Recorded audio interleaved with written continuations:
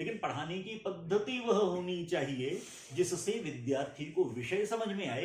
रटकर पास होना ये उद्देश्य शिक्षा का नहीं होना चाहिए। इस दृष्टि से हमने इस सारे काम को और लिया है। ये 4 प्रमुख विषय जिन पर हमारा था, इससे रिलेटेड कुछ छोटी छोटी बातें और होती हैं। एक भाई साहब, जैसे आप विद्या भारती के विद्यालयों में तो चरित्र निर्माण और संस्कारों पर विशेष फोकस रहता है। अब जिस तरह से समाज में घटनाएं हुई है, चाहे वो श्रद्धा का मामला हो, चाहे अलग अलग राज्यों में जिसको लव जिहाद भी नाम दिया जा रहा है, तो उसमें और समाज नाम की एक संस्था, परिवार नाम की संस्था भी टूट रही है। तो क्या लगता है कि आप उसको, समाज को दिशा देने में, युवकों को और युवतियों को दिशा देने में किस तरह की भूमिका निर्वहन कर सकते हैं? इसके लिए कोई फ्रेमवर्क बनाएगा? निश्चित। कुटुंब प्रबोधन, परिवार प्रबोधन, ये हमारे लिए विचार का विषय है।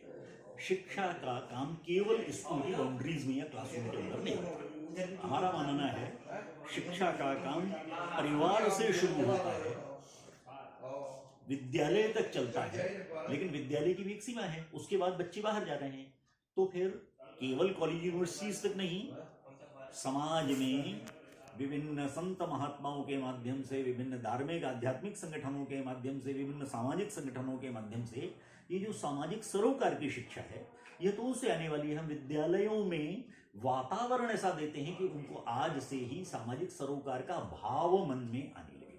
उदाहरण के लिए, बच्चे राजस्थान में रहते हैं, देश का एक बहुत बड़ा ऐसा क्षेत्र है, नक्सल प्रभावित है, पूर्वोत्तर का बड़ा क्षेत्र है, जहां पर आर्थिक संसाधन हमारे पास नहीं है, लेकिन वहां के निवासियों को भी शिक्षा और संस्कार की आवश्यकता है।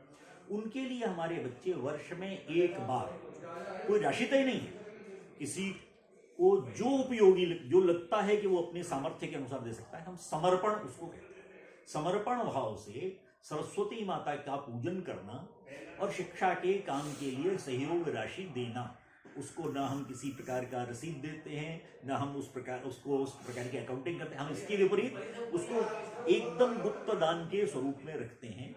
उसका कलेक्शन एक कलश देवी सरस्वती के सामने रखकर उसमें कलेक्शन करते हैं और बाद में संबंधित जहां आवश्यकता है वहां पर हम उसको देते हैं।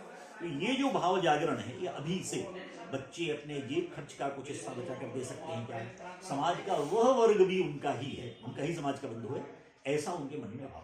देश भर में कोई प्राकृतिक आपदा आती है, तो उस प्राकृतिक आपदा के समय अपने पुराने कपड़े निकाल कर हम दे सकते हैं क्या, वहां के लोगों के लिए कुछ खाद्य सामग्री भेज सकते हैं क्या, इस प्रकार का भी विचार। पर्यावरण को लेकर संरक्षण के जागरण, पॉलीथीन मुक्त होना चाहिए हमारा कैंपस या हमारा मोहल्ला, हमारी बस्ती, ऐसे कामों को लेकर जो सामाजिक सरोकार का भाव जागरण ही शिक्षा के दौरान हो, ऐसा हम मानस उनका तैयार करते हैं। बाद में बड़े होकर वो अपनी जिम्मेदारी समझते हैं तो स्वाभाविक रूप से उसको करते हैं।